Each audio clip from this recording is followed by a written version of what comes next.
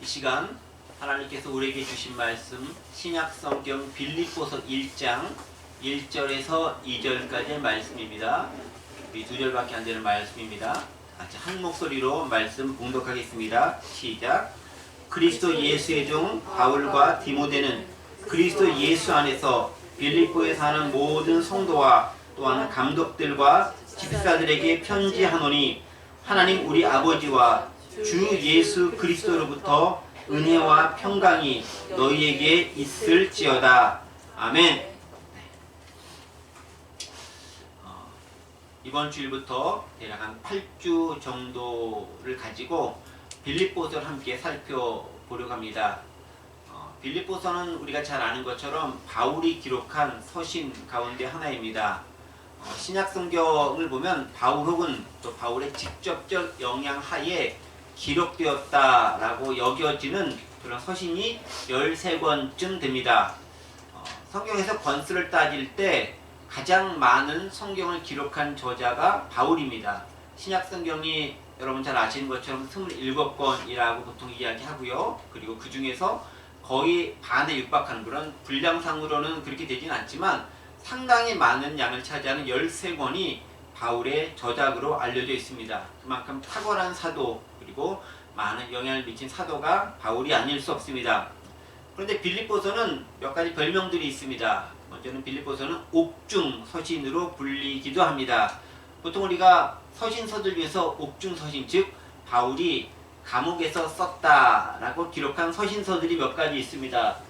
여기 벌써 떴죠. 네, 옥중 서신, 에베소서, 또 골로새서, 빌레몬서와 더불어서 빌립보서는 옥중 서신, 즉 바울이 로마 감옥에 갇힌 상태에서 기록했다라고 여겨지는 그런 서신들입니다. 그런데 감옥이라고 해서 아주 그냥 이렇게 바울이 신라와 더불어서 사도행전에 붙잡혔던 그런 종류의 감옥과는 약간 다른 종류의 감옥입니다. 바울 로마에서 감옥은 일종의 가택연금 상태의 감옥이었기 때문에 그것보다는 조금 자유롭게, 비록 밖에는 나가지 못하지만 글을 쓰고 그 안에서 생활을 할 수 있는 그런 공간이었다라고 보시면 좋을 것 같습니다. 어쨌든 감옥에서 바울이 4권의 책을 썼습니다.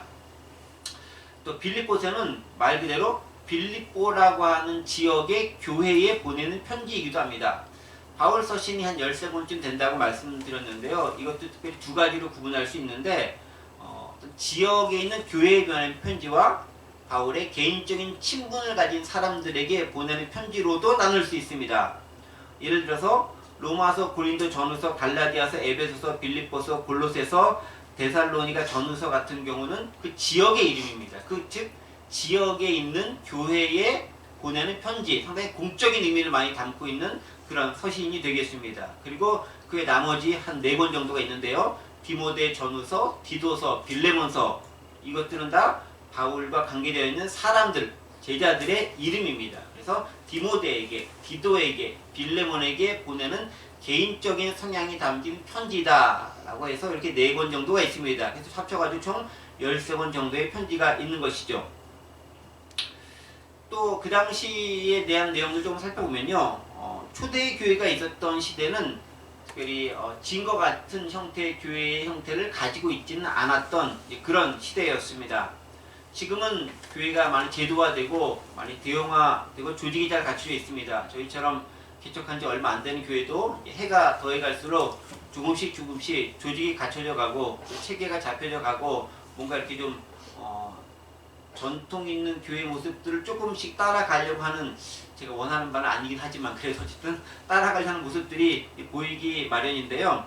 당시에는 그렇게 예를 들면 바울이 서신 썼을 때 교회는 체계가 막 잡혀져 있고 뭐 그렇게 조직이 잡혀지고 그런 형태의 교회가 아니었습니다. 당시에는 교회가 어떤 곳이었냐면 대부분 교회 내 유력 인사의 집에서 혹은 그분이 제공하는 일정한 장소에서 모여서 예배드리고 모임을 갖고 함께 식사하고 교제 나누는 것이 그 당시 교회의 일반적인 모습이었습니다. 지난번에 저희가 선교사님들 오셔가지고 한참 말씀 들었던 거 인문사회학 세미나 기억하시죠? 그 중에서 우리 중국 선교사로 오셨다가 말씀 전하신 우리 오원태 선교사님이 중국 교회 모습에 대해서 잠시 설명을 드린 적이 있습니다. 여러분들 기억하시리라 믿습니다. 중국 공산당의 간섭과 핍박과 박해가 심해지자 중국 교회에서 기존에 이렇게 교회당에서 모이는 것들이 없어지고 대신에 유력 인사의 집, 그 교회 가운데서 또 이렇게 공간이 있는 집 이런 데에 모여서 거기서 예배를 드리고 교제하고 하나님의 은혜를 나누었다라고 이렇게 말씀을 그분께서 하셨습니다. 바로 그런 형태의 모습이 사실은 초기 교회 혹은 초대 교회의 모습일 가능성이 아주 많아요. 그 당시 기독교가 국교로 인정된 시대도 아니고 국교까지 가기도 전에 이렇게 기독교가 사람들에 있어서 믿어도 된다라고 하던 시기 전이기 때문에 사람들에 들키지 않을 만한 그런 장소, 그런 곳에서 특별히 믿음이 있고 신앙이 있는 유력 인사의 집에서 많이 모였던 곳이다 라고 생각되면 좋습니다. 그러니까 빌립보 교회라고 딱 생각했을 때 그 빌립보 교회가 오늘날 우리가 아는 조직이 잘 갖춰진 그런 교회 이렇게 생각하면 안 된다라는 거죠. 어떻게 보면은 저희 교회가 조금 더 특수한 모습을 가지고 있을 수도 있다라고 저는 생각을 하기도 합니다. 당시 최소한 AD 313년이 되기까지는 기독교가 많은 박해를 받던 시대였습니다. 특별히 서신서가 기록되던 시절에, 그러니까 AD 100년 이전까지 해가지고 세 가지 유명한 아주 커다란 박해가 있었습니다. 네로 황제의 박해가 있었고요, 도미티안 황제의 박해가 있었고, 또 트라이안 황제의 박해가 있었습니다. 이게 이제 AD 한 50년, 50년부터 100년 어간가에 있었던 로마 황제의 기독교에 대한 커다란 박해 시기가 됩니다. 이런 박해가 있었고 그 후에도 기독교가 종교로서 인정이 되기까지 즉 313년까지 또 여전히 박해가 많이 있었어요. 예를 들면 하드리안 왕제의 박해도 있었고 또 마르쿠스 아우렐리우스의 박해도 있었고요. 또 막시미안이나 디큐스 등의 박해가 상당히 오랜 기간 동안 300년 정도가 지속되었던 것을 알 수 있습니다. 그리고 그 후에야 기독교가 봉인되었죠. 그게 콘스탄틴 대제의 때에 이르러서 비로소 기독교가 봉인이 되었습니다. 이분이 병 걸렸다가 나은 다음에 하나님을 체험한 다음에 기독교 좋은 종교다 라고 해서 인정하기 이르렀던 거죠. 그게 이제 313년 밀라노 칙령을 통해서 종교의 자유가 선언되고 그때야 비로소 기독교를 믿어도 자유롭게 대놓고 믿어도 아무런 어려움이 없는 시대에 접어드는 거고요. 그리고 나서 380년 데오도시우스 황제 때 기독교가 로마의 국교로 아예 승격이 돼서 얘는 완전히 그냥 로마의 국교로서 기독교가 역할을 다하는 시대가 왔습니다. 그런데 아이러니하게도 로마의 국교가 되면서 기독교가 그 순수성과 그 위세가 많이 떨어지기 시작했죠. 교세는 확장될지 모르겠지만 영향력은 줄어드는 그런 아이러니한 현상이 국교와 더불어서 세속화된 것을 발견할 수 있습니다. 이런 역사적 배경 가운데서 빌립보서가 쓰여진 거예요. 그 교회가 그렇게 있었다는 거죠. 즉 박해 상태에 있었기 때문에 대놓고 드러놓고 예배할 수도 없었던 그런 곳이었다라는 거죠. 그런데 그런 환경 가운데서 빌립보라는 지역은 어떤 지역이었겠느냐 좀 생각해 볼 필요가 있을 것 같습니다. 빌립보라는 지역도요 역사로 아주 유명한 그런 지역입니다. 이 빌립보라는 명칭은요 원래 그 헬라 시대의 유명한 왕의 이름을 따서 지은 도시 이름입니다. 헬라 지역의 가장 유명한 왕은 누구일까요? 알렉산더가 가장 유명한 왕이죠. 알렉산더. 이 마게도니아의 알렉산더가 가장 유명한 왕인데 이 마게도니아의 알렉산더의 아버지가 필립 2세라는 분인데 이분이 주둔군을 보내면서 점령하면서 이곳에 이제 도시를 세우겠다라고 이름을 붙인 곳이 빌립보라는 지역입니다. 그게 BC 356년경쯤 되는 일이고요. 그리고 이제 BC 42년도가 돼서 로마의 식민지가 되고 헬라 제국이 무너지고 로마 제국이 이제 다스리면서 로마의 식민지가 됐고 그러면서 자연스럽게 빌립보에 거주하는 사람들도 로마 시민권을 갖게 되었습니다. 그러니까 빌립보가 어떤 특징을 가지고 있냐면요. 헬라적인 문화를 그대로 간직하고 있으면서 로마의 지배하에서 로마의 정치와 조직과 제도를 받아들여서 로마의 모습도 가지고 있는 즉 헬라적인 문화와 로마적인 향취를 더불어 가지고 있는 도시가 빌립보였다라고 얘기합니다. 그래서 학자들은 로마의 축소판이 빌립보다라고 이야기하고도 합니다. 그런 지역이 빌립보라는 역사적인 지역이에요.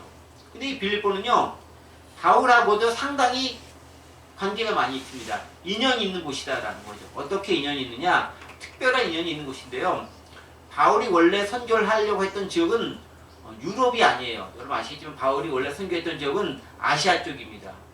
이게 바울이 원래 되게 유대인이었기 때문에, 유대교 출신이었기 때문에 그쪽 지역과 이제 그쪽 쪽이 연해져 있는 그 지역을, 특히 소아시아 지역 위주로 열심히 복음을 전하려고 했고, 1차 전도 여행도 그쪽을 열심히 다녀왔습니다. 그리고 2차도 그쪽으로 가려고 딱 이렇게 마음을 먹었는데 갑자기 꿈에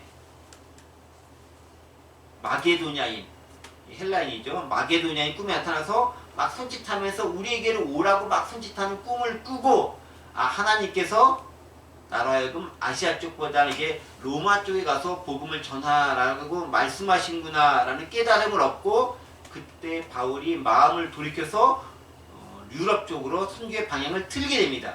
제2차 선교 여행부터 방향을 틀게 되는 거죠. 그게 어디 기록되어 있냐면 사도행전 16장이 이렇게 유럽으로 바울 선교가 방향을 전환하게 되는 계기와 첫 번째 사역지, 그리고 어떻게 열매가 맺어지는지가 기록되어 있습니다. 즉 유럽의 관문 역할을 하는 지역이 마게도냐의 빌립보라는 지역이었고, 그 지역에서부터 바울의 유럽 전도가 시작되었고, 그것을 통해서 복음이 전 세계로 퍼져나가는 계기가 되었다는 사실입니다. 그리고 그렇게 제2차 전도여행을 하는 과정 가운데에서 바울 일행, 특별히 바울은 신라와 더불어 있었는데, 이때 디모데도 만나게 되면서 같이 합류시키면서 복음을 전하게 됩니다. 이게 이제 빌립보에 대한 사전적인 사전이라는 것은 딕셔너리의 사전이 아니라 미리 그 전에 있었던 이야기, 배경을 우리가 알 필요가 있다는 측면에서 말씀을 드린 것입니다. 특별히 빌립보에서 바울 선교는 아까 말씀드렸던 것처럼 사도행전 16장에 잘 나타나 있긴 한데, 그곳에 바울은 어떤 일들이 있었냐면은 두아디라 성의 자주장사인 루디아를 만나가지고, 이 여인이 여장부 같은 분인데 사업한 여장부예요. 이분을 개종시켜서 이분이 이제 바울의 가장 든든한 후원자 역할을 맡게 되었고요. 또 계속 이어지는 것을 보면은 귀신 들려서 점치는 여종을 만나가지고 그 여자를 불쌍히 여겨서 귀신을 쫓아내고, 그 여자가 복음을 받아들이게 되고, 그렇게 되다 보니까 그 귀신 들려 점치게 하는 여인을 통해서 돈을 벌려고 하는 사람이 그쪽에 있는 관할 지역에 신고를 하고, 그래서 바울이랑이 잡혀가게 되고, 그래서 간수의 감옥에 갇혔는데, 그 감옥의 간수가 바울과 실라가 열심히 기도하고 찬양하는 모습에 뿅 가서 그 집도, 그 간수의 집안도 예수를 믿게 되는 놀라운 은혜로운 역사가 펼쳐지게 되죠. 그래서 빌립보에서는 이렇게 첫 번째 유럽 선교의 관문이기도 했지만, 가는 곳마다 바울과 실라 일행의 놀라운 역사와 더불어서 하나님의 복음이 펼쳐지는 은혜가 강하게 나타났던 지역이었다는 것을 알 수 있습니다. 그래서 빌립보 교회가요, 이렇게 바울과 더불어서 은혜를 체험한, 하나님의 역사를 체험한 회심한 성도들이 모여서, 예를 들면 두아디라 성의 루디아라던가, 또 귀신 들려 점치다가 해방된 여인이라던가, 또 빌립보 감옥의 간순의 가족이라든가, 이런 사람들이 모여서 교회를 이루었을 것이고, 그 교회가 빌립보 교회의 주축을 이루는 멤버들이었을 것이다 라고 생각합니다. 그러니까 그 사람들은 모두 다 바울과 직접적인 관계를 가진 사람들이라는 거죠. 아주 끈끈한 체험을 가지고 있는 관계성 속에서 빌립보 교회가 만들어졌다라는 것입니다. 이 정도의 사실 우리가 염두를 두고 오늘 본문에 있는 말씀으로 조금 자세하게 들어가 보도록 하겠습니다. 자, 먼저 본문 1절 말씀 함께 읽어보도록 하겠습니다. 제가 읽습니다. 그리스도 예수의 종 바울과 디모데는 그리스도 예수 안에서 빌립보에 사는 모든 성도와 또한 감독들과 집사들에게 편지하노니 라고 기록되어 있습니다. 여기 있죠? 네, 이렇게 두 줄에 걸쳐서 누가 누구에게 뭘 한다 라고 이렇게 기록되어 있습니다. 자, 그런데 이제 여기 있는 말씀들 한국어 번역과 영어 번역을 잘 한번 주의해서 보시기 바랍니다. 한국어 성경을 보면 동사가 기록되어 있어요. 제가 이제 서신서 같은 거 할 때는 이제 동사, 명사, 형용사 뭐 이런 구문에 대한 얘기를 좀 할 수밖에 없는데 구분하기 위해서 들을 수밖에 없는데 여기 보면은 빌립에서 뭐 사는 모든 성도와 집사들에게 편지하노니 이런 거 살다, 편지하다 이게 다 동사들이잖아요. 이런 것들이 기록되어 있습니다. 그런데 여러분 영어 성경을 좀 보시면 알겠지만 동사가 하나도 없어요. 그렇죠?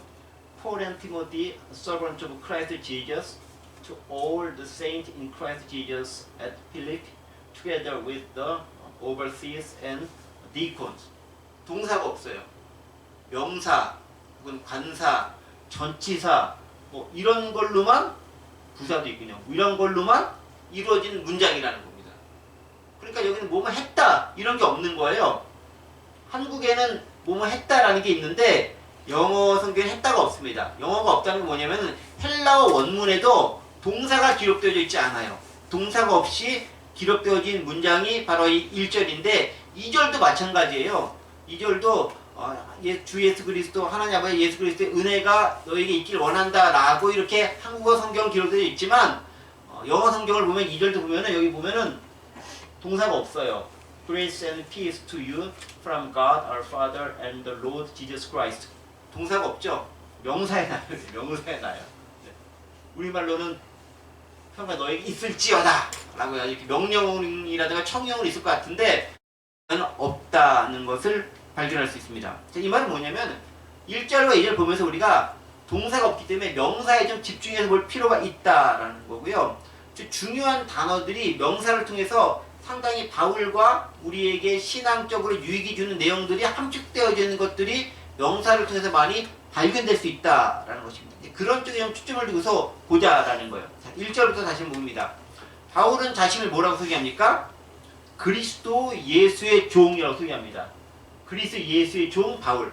자신을 설명할 때 그리스도 예수의 종 servant of Christ Jesus라고 소개합니다. 자, 그런데 여기서 이 표현 그리스도 예수의 종 바울이라고 하는 이 표현은 여러분들 보시기에는 전혀 이상할 것이 없는 아주 자연스러운 표현이겠지만 성경을 바울 서신을 여러 군데를 깊이 있게 보신 분들은 금방 알 수 있습니다. 어떤 차이점이 있느냐?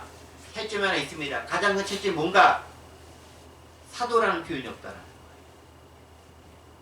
바울 서신들은 대부분의 서신들이 앞에 인사말 하면서 그리스도 예수 안에서 사도된 혹은 사도인 사도라는 것을 자신의 신분을 확실하게 밝히면서 이야기를 언급해 나가고 서신서를 써 나가는데 비해서 빌립보서만 사도라는 표현이 없어요. 그냥 그리스도 예수의 종 바울이다 라고 기록되어 있습니다. 다른 서신들을 좀 볼까요? 예를 들면 가장 유명한 로마서나 바울이 지었다고 생각하는 로마서나 갈라디아서나 에베소서나 고린도전서 같은 것들을 보면은 아주 유명한 책들이잖아요. 상당히 중요한 신학적 내용을 함축하고 있는 그런 중요한 책들입니다. 이런 책들을 보면 다 1장, 1절 혹은 2절 보면 자신을 설명하면서 사도라는 단어를 다 넣고 있습니다. 예를 들면 얘는 뭐죠? 로마서 보세요. 예수 그리스도의 종 바울은 사도로 부르심을 받아 하나님의 복을 위해 특정함을 입었으니 라고 적혀져 있고 여기 보면은 Paul, a servant of Christ Jesus, called to be an apostle. 사도란 말이 있죠. 갈라디아서도 보면 알겠지만 여기요.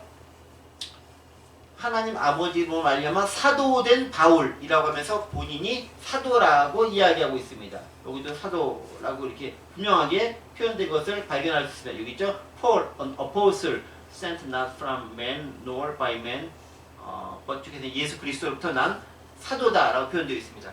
뿐만 아닙니다. 에베소서나 고린도전서도 마찬가지예요. 에베소서 보세요. 하나님 뜻을 말미암아 그리스도의 사도된 바울이라고 하면서 에베소 교회의 성도들과 편지한다라고 얘기해요. 여기도 Paul, an apostle of Christ Jesus라고 되어 있죠. 또 고린도전서도 마찬가지입니다. 하나님 뜻을 따라 그리스도 예수의 사도로 부르심을 받은 바울과 형제 소스데네는 편지한다라고 얘기하고 있습니다. 여기서도 역시 자기가 사도라고 표현합니다. Paul called to be an apostle of Christ Jesus by the will of God. 하나님의 뜻에 따라 그리스도 예수의 사도로 부르심을 입은 바울이라고 하면서 다 내가 사도로 부르심을 받았다, 사도이다 라고 얘기하면서 사도를 무척 강조하면서 이야기하고 있는 것을 발견할 수 있습니다. 다 사도가 나온다라는 말이에요. 그런데 빌립보서에만 사도가 없어요. 이거 미리 아신 분들 얼마나 계실까요? 별로 없을 것 같아요. 별로 없어야 제가 또 신나서 얘기할 수 있습니다. 오늘 본문에 사도가 없죠? 왜 그랬을까요? 바울이 쓰다가 깜빡 까먹었을까요? 그 용이 주도한 바울님께서 그렇게 생각하지 않습니다. 물론 아닙니다. 그건 최소한 이겁니다.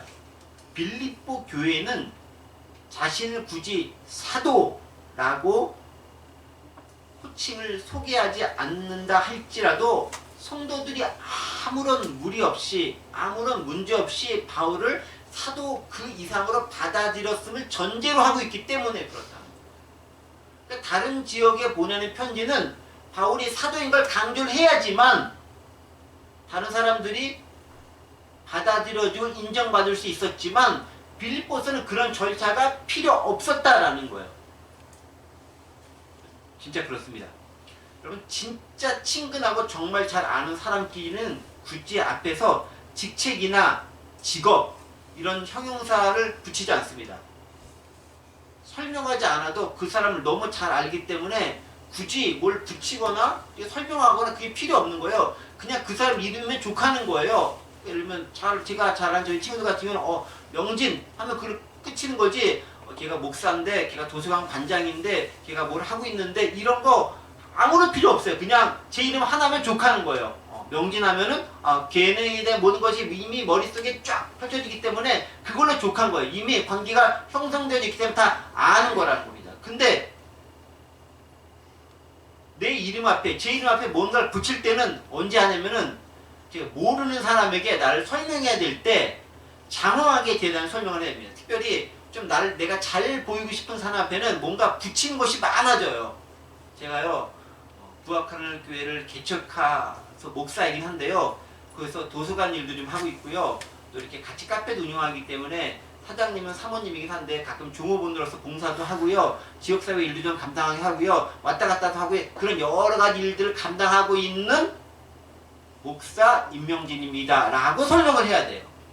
근데 여러분들한테 제가 그게 복잡한 설명 안 하잖아요. 그냥 임 목사 그러면 그때 아는 거잖아요. 그냥 굳이 설명 안 해도 아는 거잖아요. 그리스도의 종 바울 하면은 이미 빌립보 교인들은 그분이 어떤 분인지를 다 알고 있기 때문에 굳이 사도 안 넣어도 다 안다라는 거예요. 왜 사도라는 말을 넣겠습니까? 모르는 사람한테 나에 대한 반대를 하고 있는 사람들한테 내 정당성을 강조하거나 그것을 획득하기 위해서 굳이 그 표현을 집어넣는 거예요.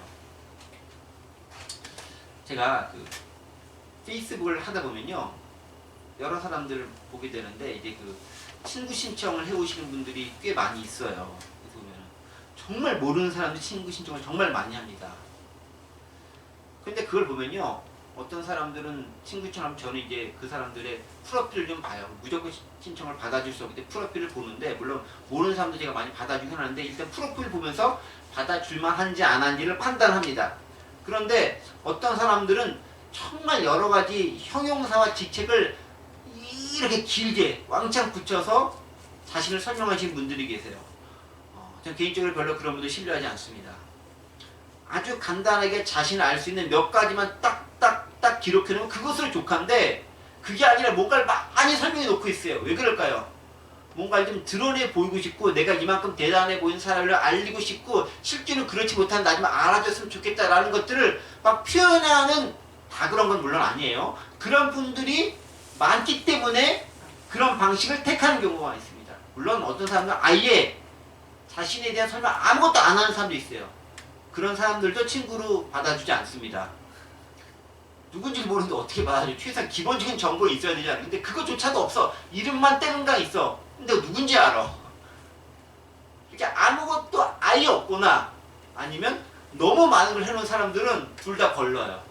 그리고 적당하게 몇 개 정도를 딱 해놓으면 이게 이 사람이구나 라는 걸 딱 알면은 믿을만하구나 딱 알고 신청하게 되고 예를 들면은 장신대 나와서 목사를 하고 있다. 그러면 이제 충분히 그걸로 이제 인정이 되니까 그냥 받아들이는 거예요. 굳이 이런 복잡한 거 안 해도 된다라는 거죠. 또 어떤 사람이 어떤 것을 입고 어떤 직업을 가지고 있다라는 것이 분명하게 밝혀져 있으면은 받아들이는데 직업은 없는데 뭔가 직책은 여러 가지 많아. 무슨 의장, 무슨 회장, 무슨 위원회 뭐 여러 가지 많아. 본인의 직업은 하나도 소개하지 않고 이 사람들 다 수상한 사람들이에요. 별로 받아들이지 않는다라는 거죠. 장황하게 뭔가 많이 적어놓은 사람치고 별 볼 일 있는 사람이 없습니다. 겉모습만 요란하게 꾸며 대단하게 보이려는 마음의 경우가 많습니다. 하물며 아는 사람 사이에서 어떻겠습니까?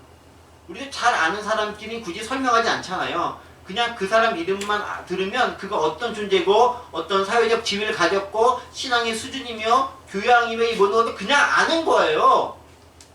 그냥 아는 거예요. 설명 안 해도 다 알아요. 우리 저기 신형은 하면 그냥 아는 거예요. 굳이 설명 안 해도 다 알아요. 물론 제가 속속들이 다 집 앞까지 알겠습니까만 어느 정도 아는 거죠. 경험적으로 사전 지식이 있기 때문에 아는 거예요. 그런데 어떤 사이에 그렇습니까? 정말 친하고 오랜 시간 같이 있고 설명하지 않아도 될 만한 친분 관계 형성되었을 때 그냥 이름만으로 다 아는 사이가 되는 거죠. 굳이 뭘 붙이지 않아도 압니다. 우리 부학할도 그렇잖아요. 공식적인 기도 순서가 있을 때는 제가 무슨 집사님, 자매님 이렇게 막 붙여서 하지만 그냥 친밀하게 만날 때 그냥 죄송합니다만 주로 이름만 부르는 경우가 많이 있고요. 물론 저보다 연세가 많으신 분들은 제가 이제 호칭도 붙이긴 하지만 그냥 이름 편하게 부르고 이렇게 부릅니다. 익히 알기 때문에 그렇다는 거죠. 근데 저는 그런 관계가 좋은 것 같아요. 친구가 그냥 친구가 좋다는 거죠. 뭔가 호칭이 많으면 별로 안 좋아요. 연락이 와도 그냥 보자라고 연락이 왔을 때 좋은 거지 뭔가 장황하게 붙은 게 많으면 피곤한 거예요. 그냥이 좋은 거다. 그냥이 좋은 거. 바울과 빌립보 교인들의 관계가 그런 관계였다라는 거예요. 서로를 너무 잘 알고 있기 때문에 굳이 나 사도야 라고 설명 안 해도 익히 사도 그 이상의 존재로서 대우하고 역임받고 서로 교제하고 있었던 사이였다라는 겁니다. 왜 그럴까요? 바울이 전도했고 그래서 믿음을 가진 사람이고 바울과 같이 신앙을 공유했고 함께 은혜를 체험했고 그래서 함께 교회를 만들었던 사람들이기 때문에 굳이 설명 안 해도 굳이 다른 사람들이 뭐라고 해도 그들이 보기에 바울이라는 부분들은 너무 명확하기 때문에 설명 안 해도 알게 된다는 것입니다. 얼마나 관계가 돈독하고 깊겠습니까? 그런 공동체가 된다는 거죠. 믿음과 신앙을 함께 공유해서 그냥 그 사람 이름만으로도 충분히 통화할 수 있는 그런 공동체. 누구를 설명하려 했을 때 장황하게 막 하지 않아도 되는 공동체. 그게 아름다운 공동체의 모습이다. 관계의 모습이다. 그러면 바울은 왜 다른 서신에서 굳이 자신을 사도라고 이렇게 중요 서신들마다 중요 서신이 아니라 지금 말하는 빌립보서 제외한 거의 모든 서신이 다 그래요. 사도를 꼭 집어넣었을까? 그건요. 바울이 가지고 있는 일종의 트라우마 때문에 바울도 트라우마와 약점이 있어요. 그 위대한 사도가 약점이 있어요. 바울도 인간인데요.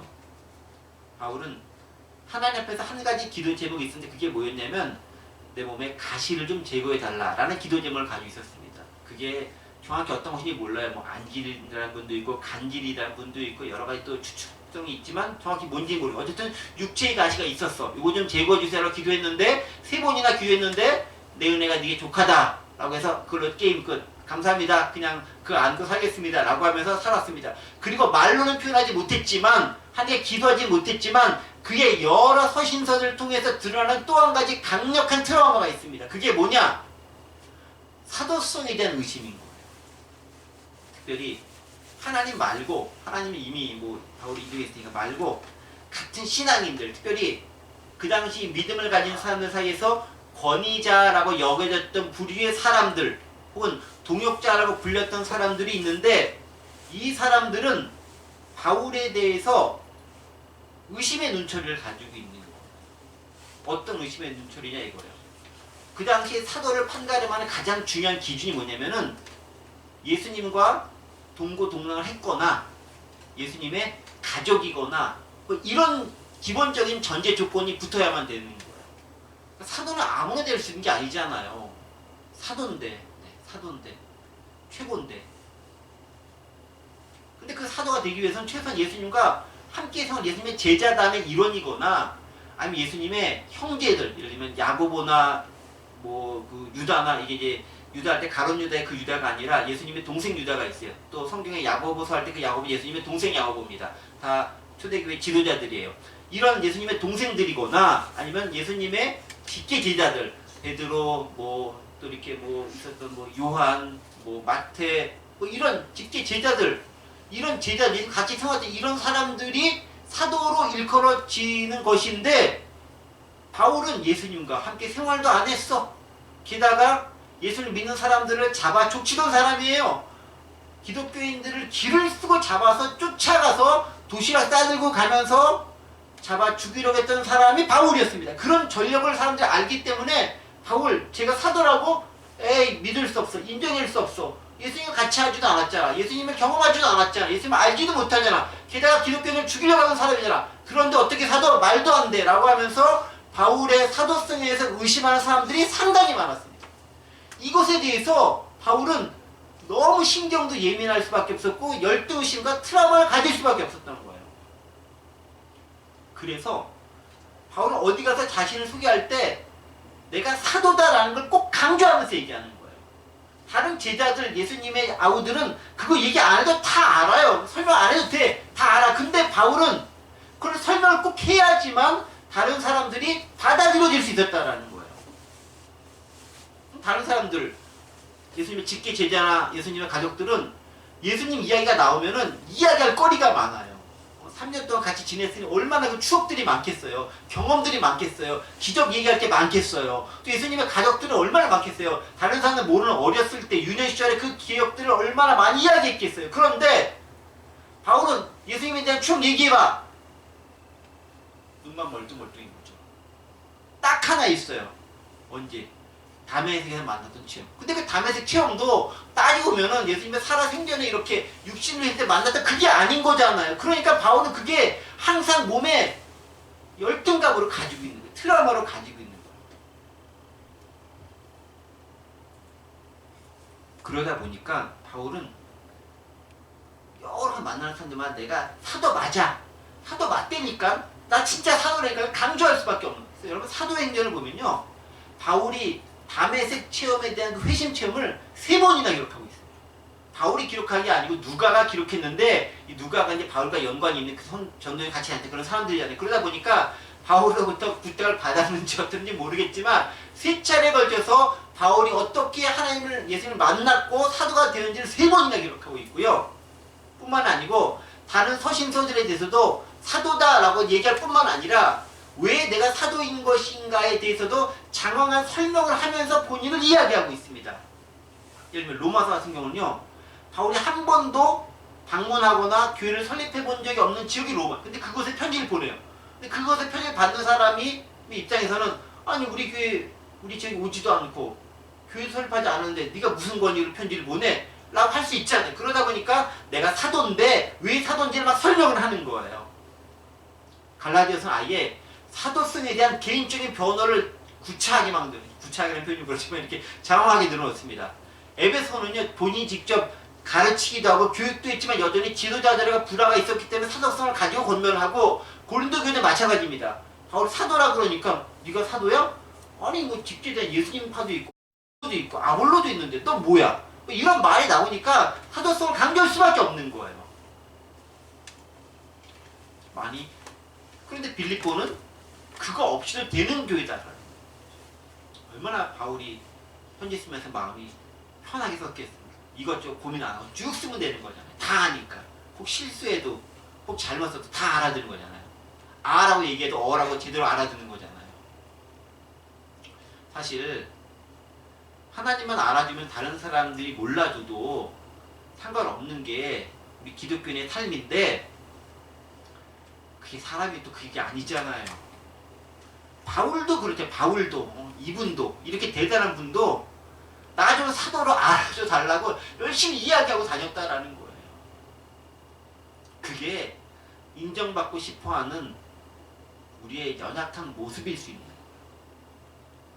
그리고 하나님께서는 그런 바울을 사용해서 그 누구보다도 탁월한 성경을 기록하게 해서 다른 모든 사도들이 업신여기지 못하게 실제로 만들었고, 또 실제로 이제 예루살렘 총회 같은 경우를 통해서 베드로라든가 이런 분들이 공식적으로 인정을 딱 하잖아요.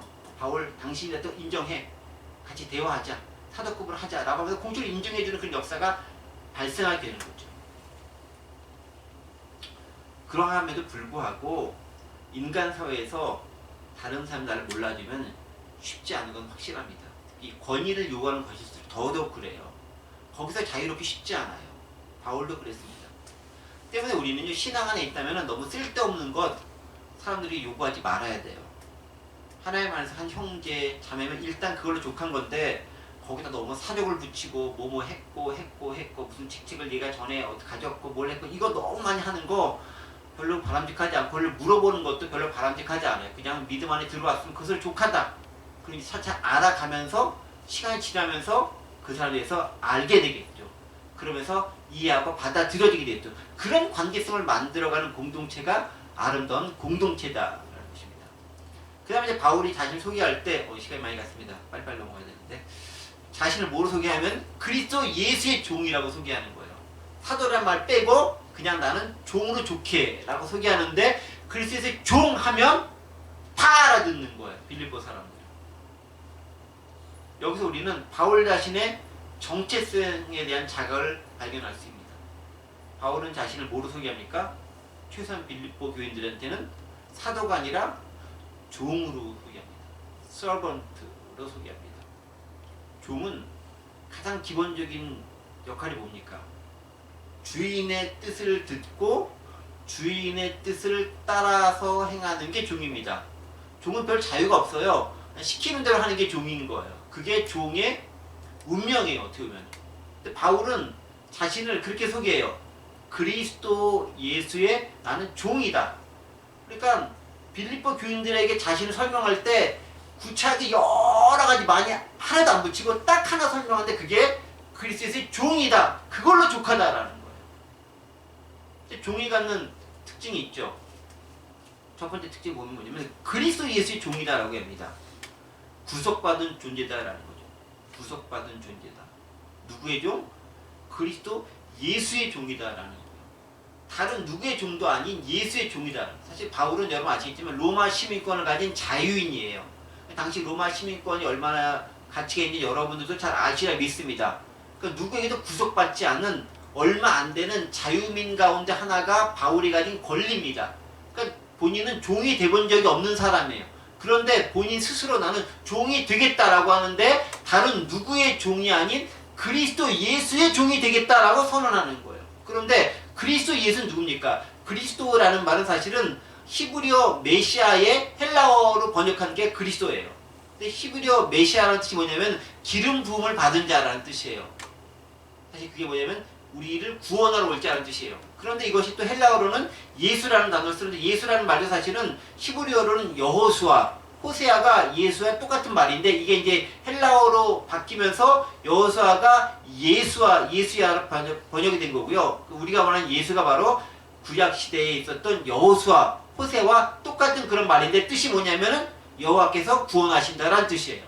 그러니까 그리스도 예수라는 말은 둘 다 구원자로 오신다라는 말을 히브리식이나 헬라식이나 똑같은 의미를 다 가지고 있는 그런 표현인 거예요. 그래서 물론 사람에 따라서 이것을 그리스도는 직책이고 예수는 이름이다 라고 구분하기도 하지만 그런 측면이라기보다는 이제 그리스도나 예수는 둘 다 구원자라는 것에 헬라식과 사실은 유대식을 복합적으로 사용한 명칭이다라고 볼 수 있습니다. 그러한 예수 그리스도 구원자로 오신 그분의 종이라는 거예요. 정확히는 그분만의 종이다라는 거예요. 그리고 나는 그분으로부터 구원받은 자다라는 정체성을 가지고 있다라는 겁니다. 또 내가 그리스도의 종이다라는 것은 뭐냐면은 나는 그분의 소유된 자라는 거예요. 종은 내가 뭘 소유할 수 없어. 내가 뭘 소유하는 순간 내 소유는 다 주인의 것이 되는 거예요. 기본적으로 내 건 아무것도 없어요. 다 주인 거예요. 왜? 내가 주인의 소유이기 때문에 내가 가진 거는 자연스럽게 다 그분께 될 수밖에 없는 거예요. 소속이 분명합니다. 어디 소속인가를 따져봐야 되는 거죠. 근데 바울은 어디 소속이다? 그리스도 예수의 소속이다라고 명확하게 얘기합니다. 우리도 소속을 분명하게 밝힐 필요가 있습니다. 내 소속이 어딘가? 내 소속이 하나님 소속인가? 아니면 재물 소속인가? 다른 누구의 소속인가? 소속에 따라서 나의 신분과 역할이 결정된 경우가 무척 많습니다.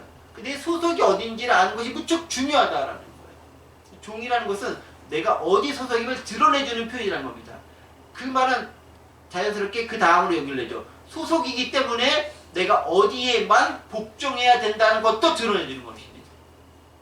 종은요, 복종만 하는 거예요. 주인이 시키면 그냥 따라하는 게 종인 거예요. 시킨 대로 하는 거예요. 사실 종에게는 민주주의가 없어요. 그냥 시키면 그냥 하는 거예요. 절대 복종입니다. 예수님께서 우리에게 명령하신 것이 있으면 그냥 하는 거예요. 할 수밖에 없는 거예요. 해야 하는 거예요. 군대에서 예를 들면 명령이 딱 내렸습니다. 근데 이거 하면 안 되는데 이렇게 하면은 그냥 명령 불복종이면 가장 중대한 범죄로 취급돼서 사형까지도 당할 수 있어요. 그게 종의 운명과 상황이라는 거죠. 그런데 우리가 왜 복종합니까? 그분이 우리를 구속했기 때문에, 우리에게 생명을 주셨기 때문에 그분에게 복종할 수 있다라는 거예요. 내게 생명을 줬기 때문에. 제가 요새 종종 그 동물 나오는 유튜브를 자주 보는데, 정말 동물들, 특별히 그 개나 강아지는 한 사람에 대한 충성과 복종심이 정말 탁월해요. 주인이 자기를 버리고 갔는데 그 자리에 몇 년째 앉아있는 개도 있어요. 주인을 찾아서 그 멀리 떨어진 데 쫓아오는 그 개도 있어요. 주인 때문에 자신이 목숨을 내거는 그런 개도 있어요. 신기해요. 충성심 하나는 정말 타의 추종을 불허하는 게 강아지ውን 개인 것 같아요. 딱 그 모습이 종의 모습이었다라는 것입니다. 그 종으로서 정체성 또 한 가지 뭐냐면 이거예요. 순정하고 봉사하는 거다. 종은 기본적으로 서번트. 물론 이제 헬라어는 둘로스라는 표현을 쓰는데 이걸 영어로 번역하면 서번트라고 합니다. 서번트. 섬기는 거죠. 섬기는. 그러니까 서번트 리더십이라고 한참 유명했던 적이 있습니다. 유행했던 적이 있죠. 서번트는 섬기는 모습이다라는 거죠. 때문에 종이라는 것은 섬김을 받음이 아니라 섬기는 자세로 해야 된다는 것을 요구합니다. 그러니까 바울은 그런 자세를 가지고 있는 거죠. 내가 섬기는 자로 왔다. 왜? 예수님께서 세족식을 하면서 내가 너희를 섬겼지 너희도 섬기는 자가 되라 라고 하셨기 때문에 그 말씀을 들은 제자들이 그대로 따랐던 것처럼 바울도 예수님의 사도로서 제자로서 그 말씀을 그대로 순종하는 종의 역할, 즉 섬김의 역할을 감당하도록 마음을 먹었고 실제로 감당했습니다. 기본적으로 하나님을 섬기는 것이고 눈에 보이지 않는 하나님을 섬기는 가장 중요한 방법은 눈에 보이는 사람을 섬기는 것이다 라는 마음을 가지고 사람을 섬겼고 세웠고 그들을 통해서 하나님의 나라가 확장되도록 만들어갔던 것이 바울의 모습이었다는 거죠. 우리 역시 종의 리더십을 가졌다라고 한다면은 그런 모습이 필요하다는 겁니다. 이렇게 섬기는 모습 필요하다. 시간이 많이 갔기 때문에 한 가지만 살짝 언급하고 마무리하도록 하겠습니다. 그리스도 예수의 종 바울은 디모데는 그리스도 예수의 종 바울과 디모데는 그리스도 예수 안에서 빌립보에서 모든 성도와 감독과 집사에 편지하도록 할 때 바울은 특별히 디모데를 언급하고 있습니다. 한 가지만 더 볼게요. 디모데는 누굽니까? 자신의 아들과 같이 여기는 제자가 사실은 디모데입니다. 디모데에게 편지하면서 디모데 전서 보면 아들과 같이 여긴다라고 얘기합니다. 그런데 디모데를 여기서 또 뭐로 설명하면 내 아들이다라고 하지만 여기서는 동역자로 설명을 하고 있습니다. 동역자로 여긴다는 거죠. 복음 안에서 관계를 맺어 스승과 제자 사이가 분명하지만 이것을 발전시켜서 동역자로서 바울은 디모데를 보고 천구해주고 있다는 거예요. 왜 그렇겠습니까?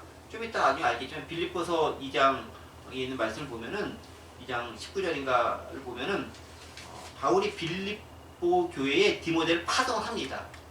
내 말과 내 뜻을 가지고 너희에게 디모데를 보내서 사정을 알고 너희들과 여러 가지 의논하게 만들겠다라고 보냅니다. 빌립보서 2장 19절에 기록되어 있죠. 내가 디모데를 속히 너희에게 보내기를 주 안에서 바람은 너희의 사정을 알고를 안위를 받으려 함이니라고 하면서 실제로 보냅니다. 그러니까 디모데에 대해서 좀 더 이야기해줄 필요가 언급해줄 필요가 있는 거죠. 나와 동역자 된 디모데를 나 대신 보내니까 잘 받아주고 그와 협의해라 라고 이야기해주고 있습니다. 제자지만 동역자로서 업그레이드 시켜서 같이 활동하고 사역을 하는 거죠. 사실 우리 부각하는 여러 지체들도 그렇게 사역에 있어서 많이 동역자가 되어야 되는 거예요. 같이 하나님의 일을 감당할 수 있어야 됩니다. 믿음 안에서 제자가 되었지만 이제는 다른 지역의 지도자로 설 수 있을 만큼 자라야 되고 또 그 정도 됐었을 때 실제로 파송도에서 또 다른 역할을 감당할 수 있도록 만들어줘야 되는 거죠. 어느 순간 제자였지만 어느 순간은 동역자의 자리까지 설 수 있어야 되는 거예요. 여기 계신 분들, 온라인, 오프라인에 계시는 많은 분들이 저와 이제 그 제자와 스승의 관계를 가지고 있다가 계신 분들이 꽤 많이 있습니다. 그런 분들 할지라도 언제까지, 물론 이제 그 관계는 죽을 때까지 유지되겠지만, 그러나 그걸로 끝인 것이 아니라 또 다른 곳에서 동역자의 사역을 감당해야 됩니다. 사실 그런 지체들이 꽤 많이 있어요. 그러니까 제가 전에 사역했던 교회에서 만나던 청년들이 지금은 다 저보다 더 훨씬 목회를 잘하는 목사들이 되어져 있고 사역 잘하고 너무 멋지게 하는 친구들이 참 많습니다. 동역자로서 기쁜 마음으로 천거할 수 있는 거죠. 그런 모습들이 가장 아름답고 귀한 모습으로 가득할 때 그 공동체가 얼마나 멋있고 아름다운 그런 공동체가 되겠습니까? 부학하늘의 지체들 역시 그런 관계로 자라나가길 원합니다. 그래서 목사와 성도의 관계도 있지만 목사와 동역자, 더불어서 같이 만들어 나갈 수 있는 아름다운 공동체, 그 모습이 우리 가운데 가득했었을 때 그 교회, 그 공동체는 정체되어져 있는 것이 아니라 성장하고 자라서 영향력을 멀리까지 미치는 아름다운 교회가 될 수 있을 것입니다. 바로 그런 모습들이 여러분들 한 분 한 분들에게 제가 기대하는 바이고 또 그런 모습을 통해서 아름다운 하나님의 나라는 확장되어져 갈 것을 믿습니다. 바라 원하옵기는 바울이 디모데와 동역함으로 그리스도의 종된 정체성을 가지고 아름다운 관계를 빌립보와 맺어왔던 것처럼 그런 귀하고 아름답고 멋진 모습들이 우리 부학하는 공동체에도 함께 이루어져 가기를 간절히 원합니다.